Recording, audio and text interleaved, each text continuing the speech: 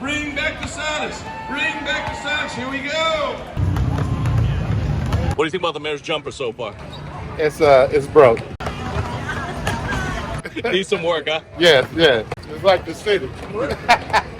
Today's all about the downtown activation plan. 12th and Jackson still remains an issue. You've successfully cleared that place out before.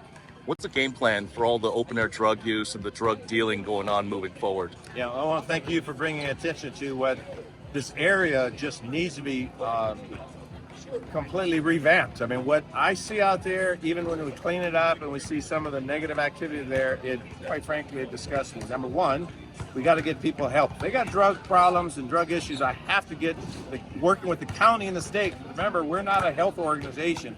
Make sure they're getting the help. Number two is they have to respect the law, and so I have to have enough officers to help me understand that they have to be they have to comply with the existing laws. And so we have this current law that we're proposing to the city council right now that should generate some discussion. Hopefully that will pass. And we can just clean up the area and make sure people are getting the help. So I don't like what I see. I'm hopeful that, we have these elections coming up. So I'm hopeful that the city council in these discussions, they realize we want these areas safe. I can't emphasize that enough. We want them to be safe where people can walk, recreate and play and shop, and that is not what we see. So you're going to see it, in fact, in the next several weeks. You're going to see more components of our activation plan extend again to 12th and Jackson. When I talk about downtown, that extends to 12th and Jackson, so it's a combination of social services, mentoring activities, and lawful law enforcement strategies getting our city back. Where is Tammy Morales? You've probably heard Councilmember Sara Nelson just pick apart Councilmember Tammy Morales. I am here because your district representative is not. Accusing her of failing on public safety for that part of her district. And she continues to oppose the removal of homeless encampments and open-air drug markets. How do you think that's going to impact council relations? That's a fair question and a good question. And, I will sort of dodge the comment on that. I try to always tell all council members, you're like a baseball team. You got people at the front of the lineup, people in the back of the lineup, you got people in the middle. And in order to win games, you got to work together, hit that ball, steal, run bases.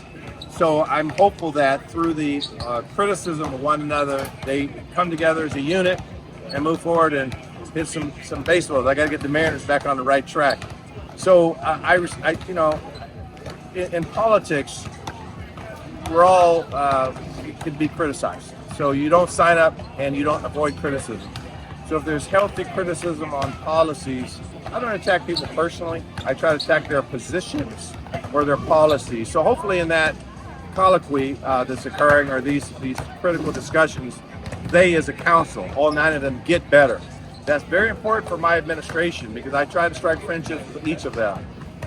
You notice my style is not to necessarily pull one out and criticize. Now I have some pretty good discussions with them individually. When the cameras aren't rolling, I talk to them about what we're trying to do. And my hope is that they are aligned with what the people want. When do you plan on making an endorsement for a District 2 council member? Good question, John. I expected that one to come from you.